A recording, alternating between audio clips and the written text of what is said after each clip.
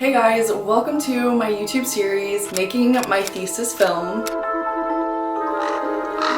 If this is your first time seeing my face, or you've been following my channel since I was in high school. Hi, my name is Mia Aston. I am a senior at New York University, majoring in film and television production. And this is the first part of a series of videos I'm making walking you through the entire process for making my thesis film. Also, I have never asked for money online before, so it feels a little bit strange to me. And of course, I make all of these videos for free and I love it, and I love sharing it with those of you who love filmmaking and want to make films or trying to get into film school. But if you want to support my film, I would greatly appreciate any contribution. My fundraiser for my film has just gone live today. It will be linked in the description of this video. The budget goal is $8,000, but no donation is too small. Even if this video got 2,000 views, everyone donates $4, we would hit our fundraising goal immediately. So the link to learn more about my film and that fundraiser will be linked in the description of this video. Thank you to everyone I know and have yet to meet who have supported me and continue to support my art. This film is made possible because of you guys. Anyways, now for the actual video that you're here for. Here is everything I'm going to talk to you about. If you later want to come back to this video and skip to a specific part, I bullet pointed the different areas with the timestamps, so just zoom ahead if you need to. I still have so much to learn. Hopefully my 4 years at NYU and my experiences making short films since I was 10 years old will give me something beneficial, helpful, or just interesting for you and everyone who wants to make movies to hear. This is going to be a definite 3-part series with 3 longer videos. I'm going to break it down into pre-production, production, and post-production, and then maybe one day I can add on some bonus videos to this series if the film makes it to any festivals. I think that could be really fun to share that experience with you guys. And because of that, I am going to be trying to give my advice on my process for this film, and then hopefully you can incorporate that into your own films that you're making or starting to make. This video is going to kind of turn into an informative video about pre-production process and like some of my tips for you guys and the things that I've done to structure it, but also I'm gonna just throw in some little vlog clips from doing it as well. It's a little combo video. Let's get started. The most important thing, of course, is the idea that you start with for any story. This is the log line for my thesis film. Obviously, there are all of these little details on the fundraiser page. My film is a thriller drama short film set at a wilderness therapy camp. My ideas for stories usually come from a lot of different random places. It's hard to pinpoint and it's going to be different for everyone who makes films. This film in particular, this past summer, I actually came across social media posts shared by people who had been sent to these wilderness therapy camps as children, and these were therapy camps that basically parents used to sign their kids up for, sometimes sign over guardian rights, and it could be as extreme as people coming in the middle of the night to take the kids away to these camps and they didn't know what they were. Essentially, these camps were supposed to be for therapy and treatment and to discipline the kids, but a lot of them ended up being really abusive. Really horrible things happened. Really just shocked by it and so interested, so I started watching films, documentaries. I checked out books from the library and started reading them, reading articles. What I was most shocked about for some of the documentaries and books that I read, by the end of the movie or book, it kind of sided with the people in charge of these camps, and it didn't quite fully empathize with the children who went through these horrible situations and experiences, and I really wanted to make a story that didn't try and glorify the camp counselors and everything. That is where my first interest and ideas sparked. For other films, I've gotten ideas from, like, I have a private Pinterest page where if something strikes my eye and I feel like there's a story behind a picture, I'll save it. Visual elements, sometimes even places can inspire a story. If there's somewhere, like if you see an old building maybe around where you live, and that might make you think about the stories of like who could have lived there in the past or how it got to the place it is. People you talk to can be really inspiring. There are so many different things, and the more that you start to write stories, the more you'll be able to pinpoint what things trigger you specifically, artistically, to write stories. Mine is kind of a combination. I'm a very visual person. I love doing art, so it's a lot of talking like visual elements that interest me, and then a combination of emotional personal experiences that I've had that I haven't quite worked through yet, and I don't even realize it at the time. But every time I have an idea, I will immediately write it in my notes app on my phone, and then if I feel strongly enough about the idea, I'll move it to paper. I really like writing out my ideas on paper. You can kind of just write everything. I actually started this notebook in high school and it's kind of falling apart, but I drew on it and I wrote Mia's Film book number 1,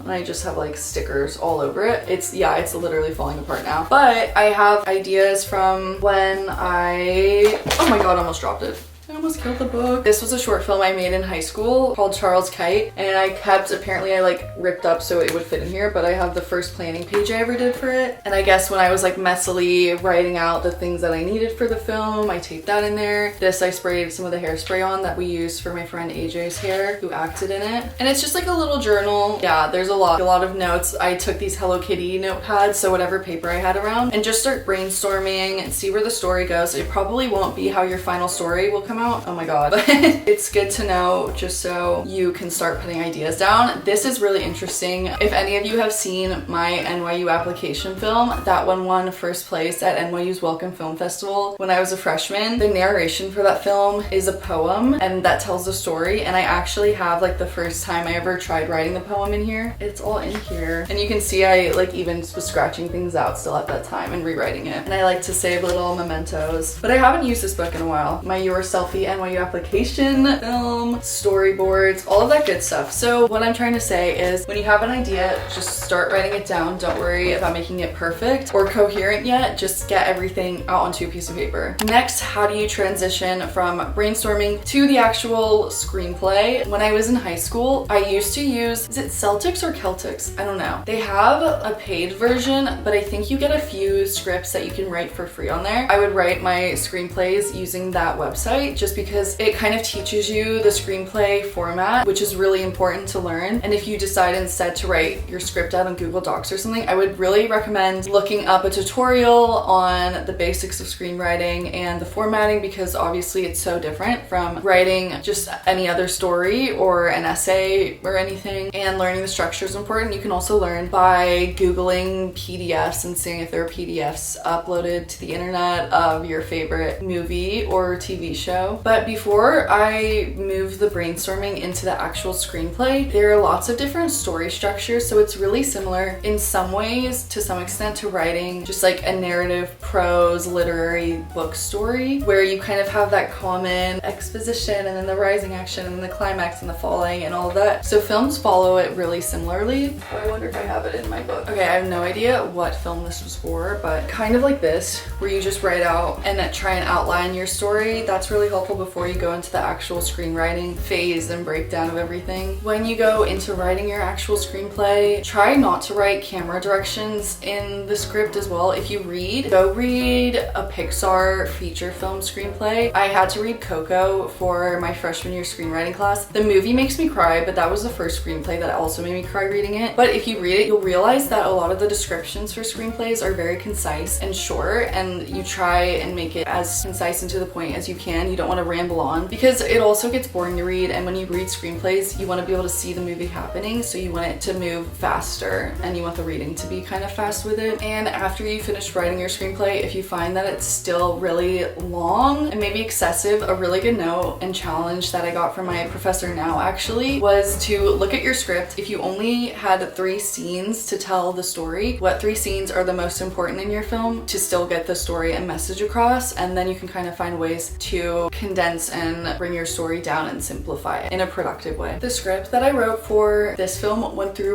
so many drafts. I've never had this many drafts for a screenplay. I think I'm at about like 11 or 12 drafts now, and I've only just locked the script for filming. You obviously don't need that many drafts, but after you finish your script, I always think it's a good idea to share it with a couple of trusted, close people in your life. I would recommend someone who's familiar with film, who loves movies, or also makes makes films or someone you like to work with artistically. And then I would also suggest just like one person, maybe that's a sibling or a parent or a friend who doesn't make movies or doesn't do anything artistically, because what I found when you share it with one person like that who's also close to you is you get a unique audience reaction in that way, where they more so react to the experience and the story and the characters and whether or not they understand everything, and it's not always so particular about like, oh, this isn't formatted correctly. So I think having different perspectives will be really insightful, and you don't always have to take all of the criticisms or critiques that they give you, but I think it's really important to understand where people are coming from when you ask for those critiques. And if they say something isn't working or they don't understand something, take a few days to process it and think about why it's not working and how you could change it to recenter the story better. Your script doesn't have to be completely finished, but once you feel like you're kind of in the right direction with one of your drafts, it's time to hire department heads and bring on crew. So these are going to be all of the people that are working on your film, and you can make it as small or as large as you want to, depending on what you need and what your story needs, or if you really want to have just like a skeleton crew, which is as minimal people as possible. But you're going to need a DP on, or a cinematographer, director of photography. This is your camera person. One of the things I struggled with starting out was letting go of the camera, because I just wanted to have creative control over everything. My application film, I actually shot it, but you eventually want to bring on someone to work with, and this is going to be the person who's going to help bring your film to life and making sure that every shot is in favor of the story and telling the story well and the characters. All of these people that you're going to be working with, if you want an art director on board, a production designer who's in charge of the sets and the feel and the look of the film, a makeup artist, an assistant director is so good, especially as you get into having films with bigger crews, because an assistant director is going to help keep you on track time-wise, and they help you schedule out your film. So I'm having a meeting soon actually with my friend Cindy. She's going to be my assistant director, and so we're going to schedule out this film and all of the shooting days. Once you have your people in place, you can also kind of do this alone if you want, but it's nice to be able to work with and have conversations with your DP while you do it. Is storyboarding or shot lists. Something that I'm using as I start to build my storyboards for this thesis film is using books and photos as references. So let me show you a couple of them. I really want to make a video about my film book collection one day for you guys, but I want to finish fully reading all or most of them before I do that. But let me show you a couple good ones that I think might be helpful. This book, which is Master Shots 2nd edition, Ken Worthy. So there are a few editions of this book. I remember I found out about this online back in high school when I was just trying to find film camera books, and so you can just order them online. These are all of the different chapters, filming fight scenes, chase scenes, suspense, just ideas on how you can do that. Car scenes, so many different things, directing attention, so many different camera ideas, which I think is really good for planning out your film if you want to try something new, or if you want to be a cinematographer. Super interesting. And then also, this is a photography book that I love. It's called Girl Pictures by Justine Kurland. I'm sure some of you have probably seen some of her photos from this book online because they've kind of gone around a lot. The book itself is really gorgeous. She's a photographer, and these are just photos that she did to kind of commemorate girlhood, and I think it was in the Midwest or something. So super pretty photos. I just love like how they're captured in the framing of the girls, and kind of they all look like they're telling a story, and they're more naturalistic, which I like. They're not super stylized. My favorite thing about these photos is that they're all telling a story. You could write a story, a short story about any of these photos without knowing any context. And I think finding like photography books or also art books, like fine art painting books, would be really useful as well when you start to build your shots. This is just about personal preference. Once you have the script, you should make an outline of every single shot in the film, which sounds really intense, but it's really important as well. A lot of people do shot lists. You can actually find free templates online in spreadsheets that have already been made, and basically you just plan out like every single shot that you want to do, if it's going to be a close-up, a wide shot, a medium, wide,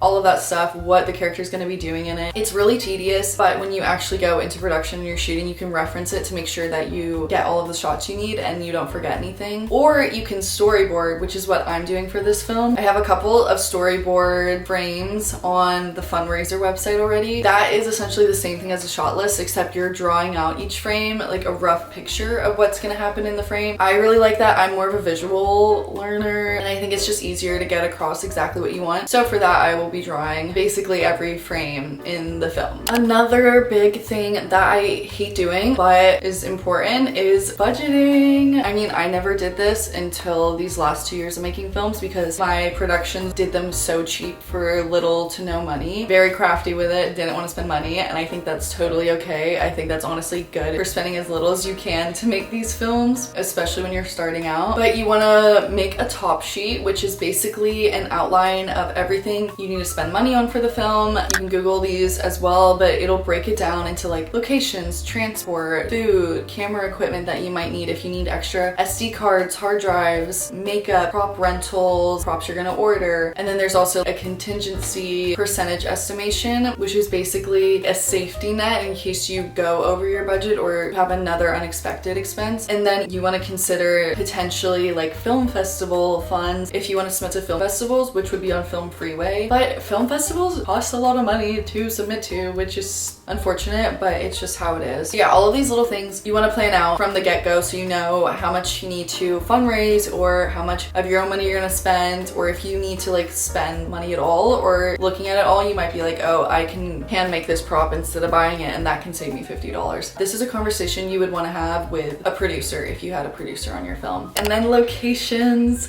Locations get more annoying the more advanced the productions get, because when I filmed my application film, I shot everything on my own around my house in the neighborhood. It was like literally just me and my brother, so I didn't need location permits or anything. But now as I have bigger crews of like 21 people and we're filming for longer and we have all of these lights and these setups, you have to get permits to film, which cost a lot of money. Whenever you're looking for locations, if you have your heart set on one place, definitely as early as possible start talking to them, explain what you're doing, ask if you could film, if they'd be like open to letting you film there, and then they'll probably say yes or no, these are the dates, the conditions, this is how much you have to pay. Most places will make you pay. For my film, we're filming at a campsite, of course, and I've been in conversations with them over the phone for literally months. It's so hard to like time it and get a hold of them. That's why you want to prepare, start pre-production so early. So for this one, I finally got the contract and I have to make a deposit, which is over $1,000. Also, depending on where you live, just Google the filming laws and permits. I think on New York City streets, you can pay the city hall or something to get permits for a few $100s to film on a sidewalk. But there are different levels to that. Like if you need to shut down the sidewalk to pedestrians, and it's more money, or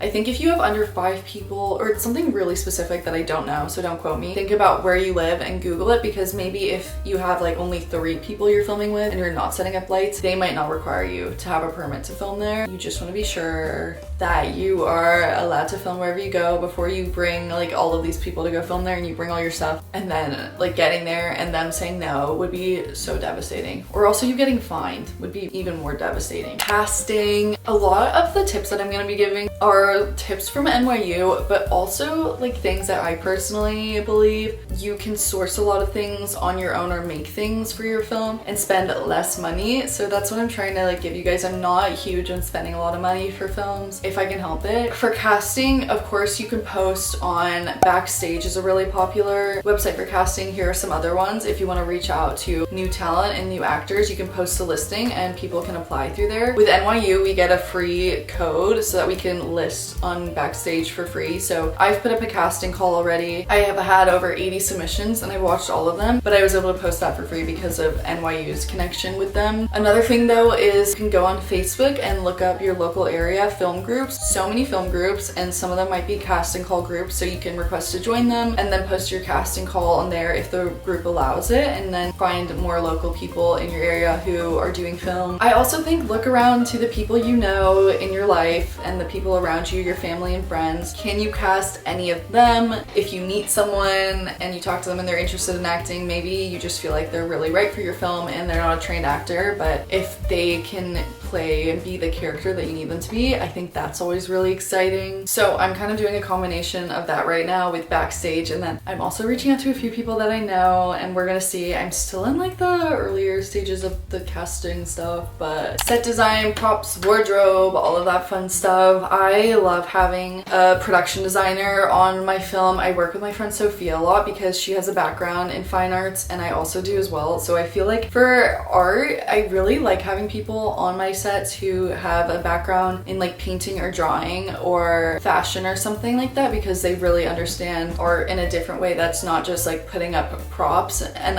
that's something that I really like for my film, at least, because my films usually have a lot of handmade props and elements to it. But for this film, if you look at the donation page, I have a few incentives. So if you spend a certain amount of money, you get things in return. A little bit on the pricier side, but I wanted to keep it more exclusive, I guess. So if you spend different tiers, certain amounts of money, then there are going to be 3 original art pieces in my film that I'm going to be drawing and painting. And so I'm going to be making prints of those and signing them and mailing those out if you spend a certain amount. I'm going to be making some original artwork, and then I'm going to be meeting with Sophia on how we can build some of our other props, all of that. And then if you know someone who's into fashion, who loves making clothes, you should totally talk to them and ask them if they want to help you costume design or make some costume pieces, and then they can get a credit on the film for wardrobe. Some of the other forms that NYU makes me turn in, which I have to do this by January 1st, I think, for my film. We work with safety advisors who work at NYU, so they have to approve everything before we get the green light to film and get the equipment from NYU. So I have a lot of other forms that I'm working on. I'm gonna go to the library and do that. I have to put in my location contracts and agreements, having shown that like the location signed off that I can actually film there. If I have any special scenes that could include like fire, water, things that could be dangerous, I have to usually write out a plan and show that I have a fire extinguisher already. All of this little stuff, lighting setups if it's a water thing, so much stuff. I have to submit those. Also, they have a new thing where we have to fill out a sustainability form to make sure that we are being environmentally friendly on sets too. Yeah, just a lot of stuff. A huge production book. I dread it every time I have to do it. I have to do it. Another big thing that I think is really important to make, whether or not it's just to share with the people that are working on your film so everyone is on the same page about the story, or if you're going to be pitching to producers or if you're pitching to people to try and raise money, I think making a pitch deck or a mood board is really important. So for a mood board, just pulling images online that kind of show the shots you want to do, or the tone, the colors, the mood, just like the vibe over. You're literally like, it's a vibe curation for what your film is supposed to be like. For my senior thesis class, I talked to you guys about it a little bit in some of my vlogs when I was doing it, but I had to do a pitch deck, which was this like long pitch about my story, where I was filming, like how we were getting people there, my budget, the sound for the film. I had to do a test scene shoot, all of this stuff that I pitched to my class and my professor to make sure that I knew how to make this film and so I could get money from NYU. And the pitch went well. I got $1,325 from doing that pitch from NYU, which is lit. Here are a few stills from mine. Of course, I'm not gonna publish the whole pitch online. One thing I like to do for mine too, I don't think other people do this, but I love to go onto Photoshop and I'll draw over a PNG transparent background. I'll like draw some of the titles too, so I can make it in my style, and I feel like that helps create the whole scene for the pitch too of what my film is and like my voice and style as director. Okay, and then avoiding creative burnout. I did a Zoom call meeting a few weeks ago with this middle school and high school film club in Florida. So crazy. I've never done one of those before, but they put me up on Zoom like on the big screen in their class, and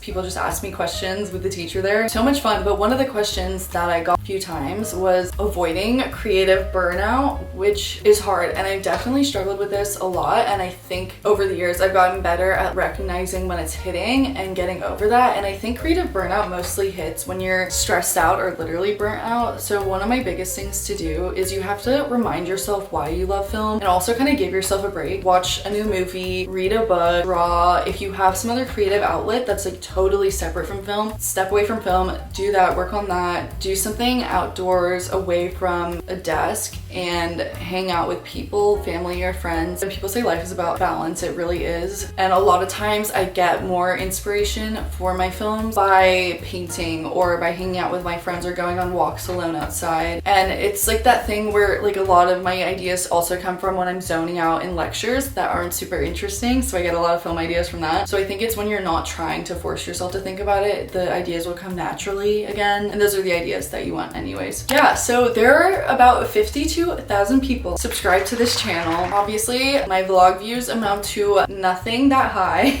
Again, I know most of us don't have disposable income, but if 2,000 people watched this video and everyone donated just $4, then we would hit the $8,000 goal in no time. I'll be filming My Little Hardaway for all of us in February. It's gonna be so cool too. It's a lot of outdoor shooting, which I'm a little bit scared about. I'm very nervous, but I'm very excited. It's a big production. There's a lot of pressure to make sure that it turns out good, especially with the fundraising. Never fundraise. It's like this is making me super nervous in itself. I think asking people for money is just always kind of a weird thing, and then it's also weird if you like don't reach the goal either, and everyone, I don't know. It's just a lot. It's a lot to think about. But overall, I'm so excited because I love making films and sharing them with you guys, and it's my last year at NYU, so no matter what, I just want to have fun making this one. And the next video in this series will already be making the movie, which is crazy. So if you have any questions that you want me to go over about production and actually filming, getting ready to leave to go film, all of that, this is a really good time to comment that down below. Thank you again to everyone I know and have yet to meet for supporting my art. It really means the world to me, and I feel so lucky. I hope this was a little bit helpful. I can't wait to see the movies that you all make. Bye, I'll see you in February.